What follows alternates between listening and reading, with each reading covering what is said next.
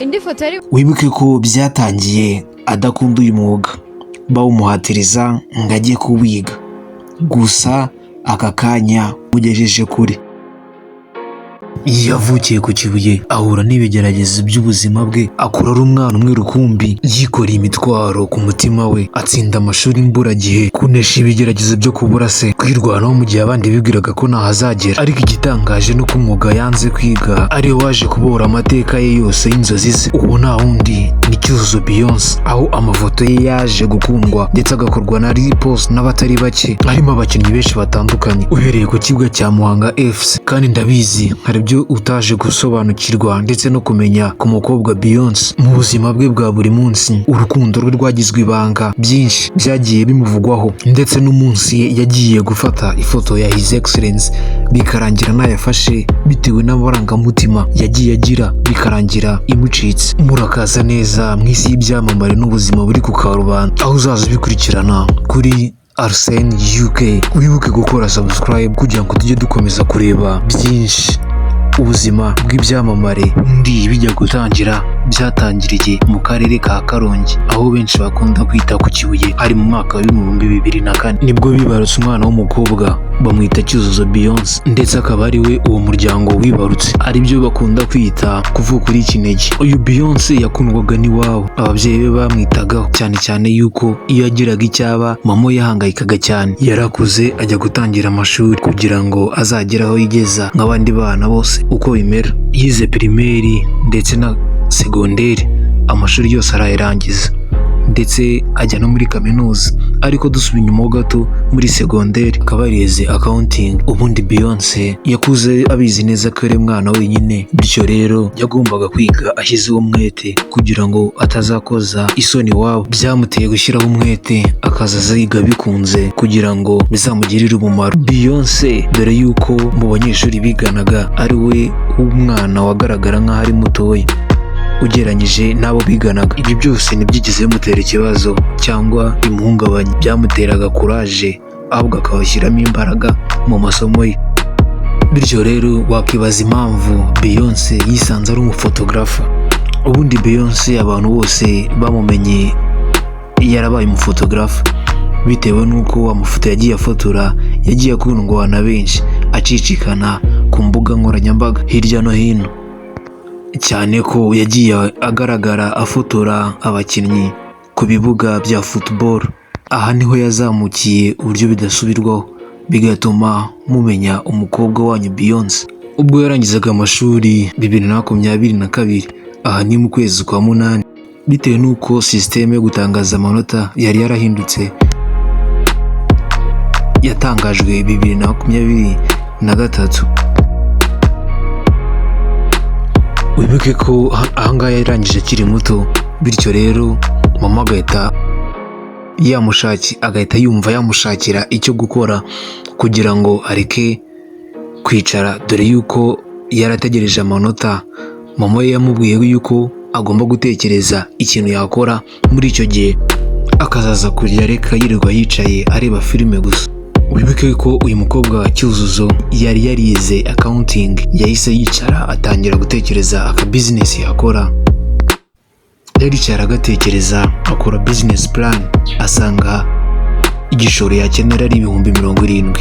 Mama watashye yamubajije niba koko yabonye icyo yakora, nuko Cyuzuzo amubwira yuko yakibonye. Icyatangaje mama we nuko iyo business nta business wabona ifite igishoro cy'70,000.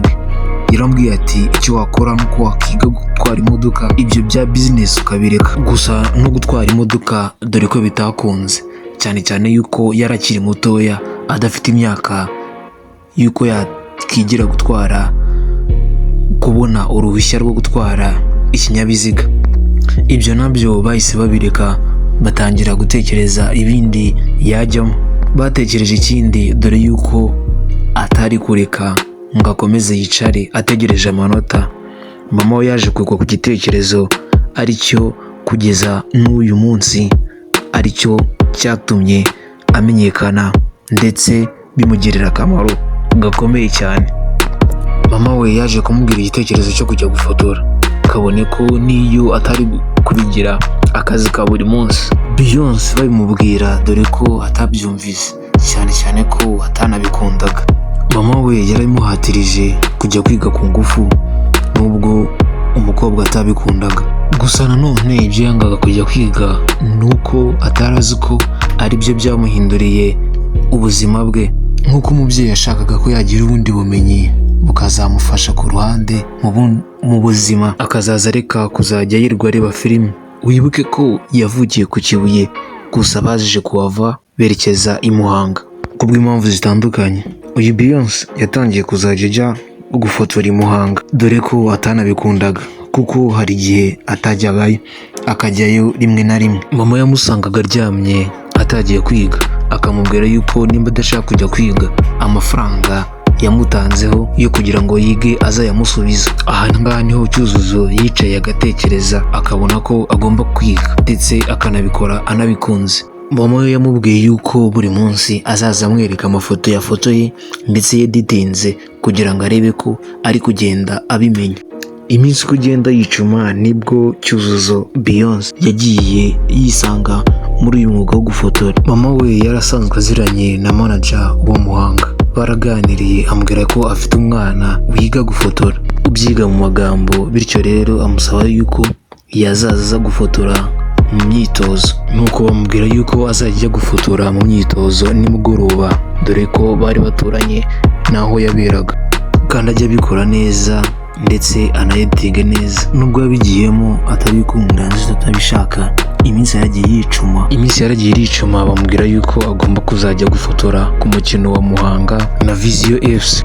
Mama abyumvise abyumva atazuyaje, nuko amukodeshereza kamera azakoresha afotora. Yumva ko hazaba hari abasitari benshi kuko Vision ariyo mu mujyi Nyamirambo. Aha nibwo yatangiye kumva yuko noneho akunze ikintu cyo gufotora, yumvishe ikijyanye no gufotora. Umukino wagombaga gutangira saa 9 z'umugoroba, ariko Beyonce bitewe no gukunda yahageze ku isaha y'isaa 5.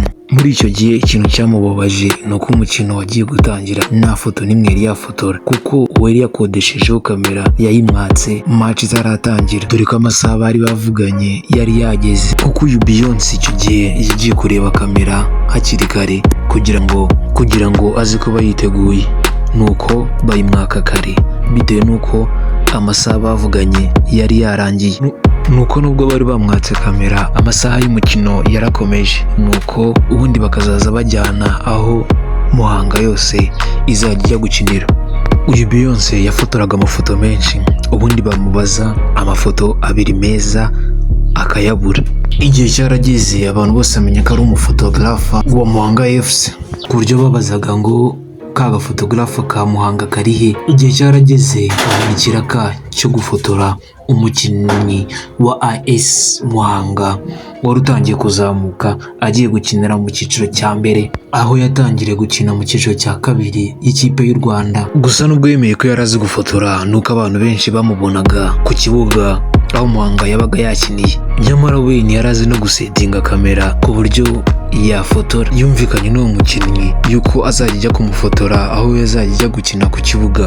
Icyo gihe akaba ari nubwo bwa mbere yinjiye muri stade ya Huye agiye gufotora umukinnyi amafoto azajya akoresha muri kariyeri yiwe. Guhera ubwo yatangiye kumva umwuga wo gufotora ari kariyeri nziza, dore ko nyine nta n'amafaranga menshi bamuhaye. Gusa yabonye yuko ibintu byose byazashoboka akomeje uwo mwuga. Igihe cyarageze amanota nayo arasohoka, nuko ahita akomereza amasomo ye muri IPRC Kigali, ahita akomerezayo na accounting dore yuko ari nabyo yarize muri segonderi.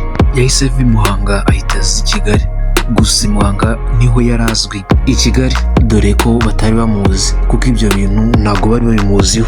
Yashyitse i Kigali nuko akora ibyari bimuzanye ariga, dore ko hari na boarding, dore ko bajyaga banamuhamagara bamubaza nimba agifotora. Nuko hakaba hari umufotogarafa bari baziranye amubaza niba yaboneka muri match yazaza gufotora.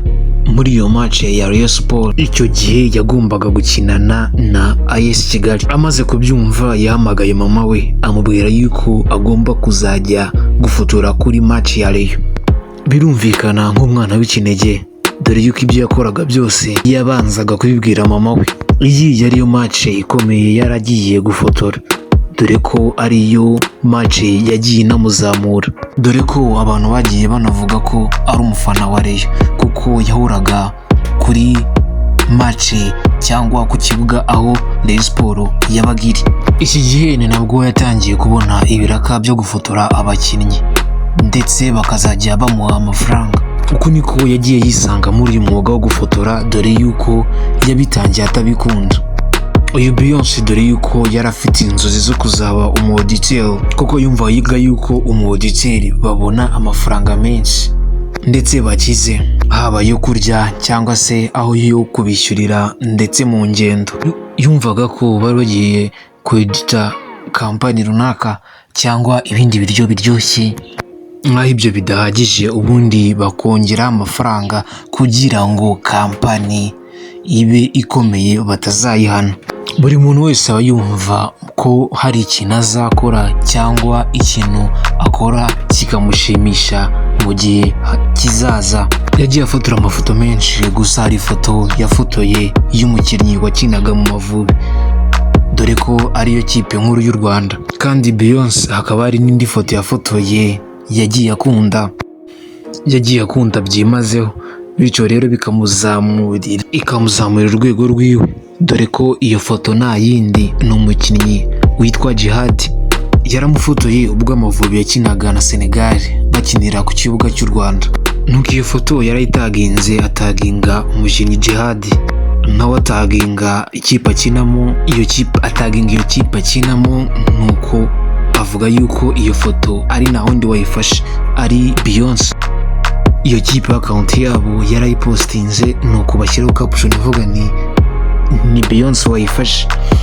Mu by'ukuri cyari ikintu cyiza ku mukobwa Beyonce byamuzamuriye amarangamutima. Uyu Beyonce ni ibintu ahora yumva mu matwi ye, byamuzamuriye kariyeri.